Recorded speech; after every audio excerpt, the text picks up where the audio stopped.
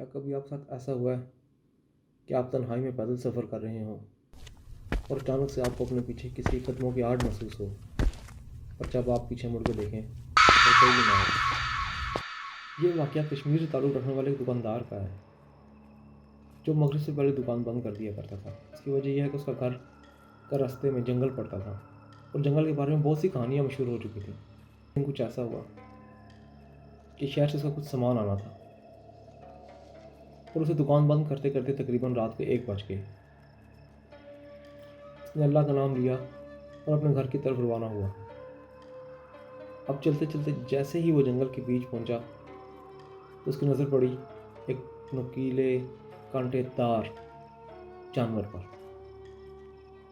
جس کو ہم اپنی زبان میں سیک کہتے ہیں۔ آپ اس جانور کو اپنی زبان میں کیا کہتے ہیں کمنٹس میں لازمی بتائیے گا۔ سیک کو دیکھ کر اس نے اسے لاٹھی سے بھگا دیا اور اپنا سفر دوبارہ شروع کیا۔ کچھ دیر چلنے کے بعد اسے اپنی دائیں جانب سے پانی گرنے کی آواز آئی، جبکہ جنگل کے بیچ نہ کوئی نہر ہے اور نہ ہی کوئی آبشار۔ خیر، اس نے اپنا سفر جاری رکھا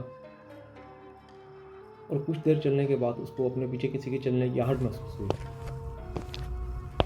لیکن اس نے اس چیز کو اگنور کیا۔ وہ سمجھ رہا تھا کہ شاید کوئی جنگلی جانور ہے یا کوئی بلی ہے جو اس کے پیچھے پیچھے آ رہی ہے۔ یوں ہی چلتے چلتے اچانک اس کے اوپر پتھروں کی بارش ہونے لگی۔ کسی ایک سائڈ سے اس کو بہت سارے پتھر آنا شروع ہو گئے۔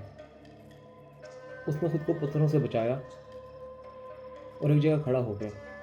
اب وہ ٹارچ کی لائٹ مار کر ہر طرف دیکھ رہا ہے، پر اسے رات کی تاریکی کے علاوہ کچھ بھی نظر نہیں آ رہا۔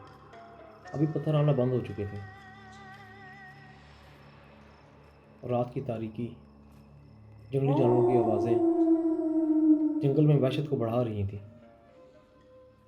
خیر، اس نے اپنا سفر دوبارہ شروع کیا اور چلتے چلتے اس نے اچانک پیچھے مڑ کے دیکھا تو ایک سیاہ لمبا سایہ تھا۔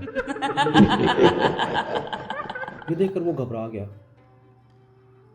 اور اپنے گھر کی طرف بھاگنا شروع کر دیا۔ کلام پاک پڑھتے پڑھتے وہ اپنے گھر کی دہلیز پر پہنچا تو اسے پیچھے سے آواز آئی کہ آج تو تم بچ گئے ہو، کلام الہی نے تمہیں بچا لیا، ورنہ اس جنگل سے ہم اس وقت رات کو کسی کو زندہ واپس نہیں جان دیتے۔ اس دکاندار کا کہنا ہے کہ اس واقعے کے بعد اسے 3 دن تک بخار رہا اور اس کو کلام پاک اور اس کی ماں کی دعاؤں نے بچا لیا۔ کلام پاک کو پڑھیے اور اسے یاد رکھیے۔ اللہ حافظ۔